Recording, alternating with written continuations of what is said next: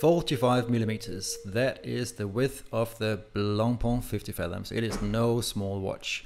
It's 50 millimeters lug to lug, but it doesn't actually fit as big as you might think. I think I can just about carry this off on my small to medium-sized male wrist, which is about 16.75 centimeters.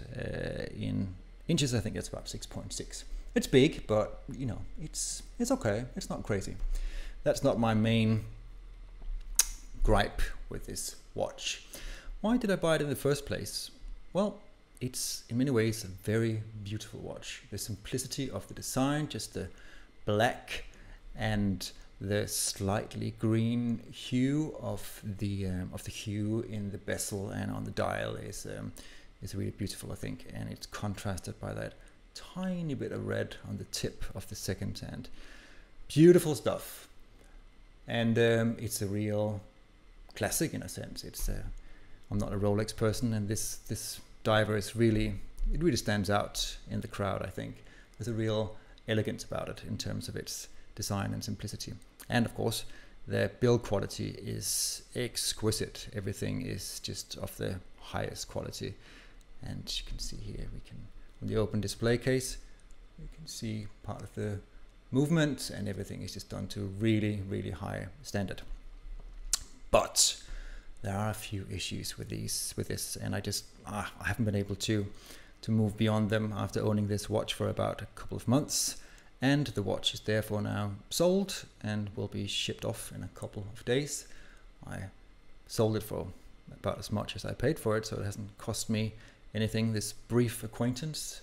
But yeah, why? Well, basically this is a tool watch. It is not a dress watch. It's a tool watch. Blancpain, this particular model, they will claim they were the first to put out a proper dive watch. Rolex following shortly after. That was back in the 1950s, and back then it was a real tool watch. Simple, no nonsense, matte black dial, nothing too shiny or fancy. But these days it's a whole different beast. This is even the titanium version, which is obviously not as shiny as the polished steel one, so it's a little more subdued.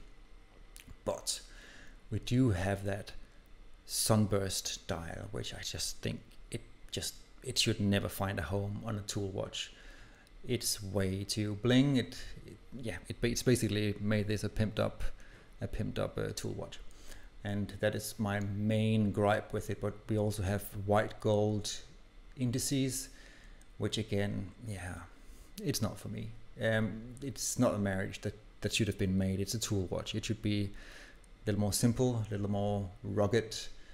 And I even tried to change the strap, put on this slightly rough Halloween leather, and there aren't many strap options out there because the lug width here is 23 millimeters, which is highly unusual. So the market is pretty small for straps, but yeah, you can see we've got a little screw. It's just come out there. Just need to tighten that. That's actually a good example of something that works really well on this watch, is that you don't use spring bars. It is screw-in bars. You just need a 0.9 millimeter hex key.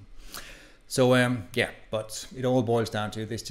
It's just a little over the top, this watch, a little too bling for me. Basically, there's just a little bit too much nonsense. So let's have a look at the nonsense meter.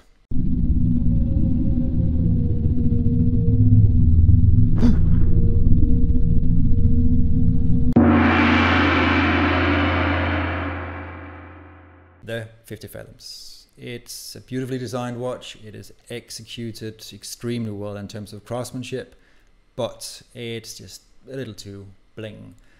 If Blancpain comes back with a smaller version, they have put out a few, the Barracuda for instance, and they have also put out a matte dial version of this one that's called the Naguère de Combat, which is a limited version, unfortunately, so it's only on the aftermarket and it's very expensive. About double the price of this, I believe, even though it was pretty much the same at retail. But anyway, if the Blancpain comes out with a, let's say, 42 millimeter version, ideally, the matte dial, no white gold indices, and just, you know, go back to the roots a little bit and make this a tool watch. Good quality one, high quality one, of course, but you know, just tone it down a little bit. Not so much nonsense. So I might come back to it if that comes out, but for now, this watch, adios.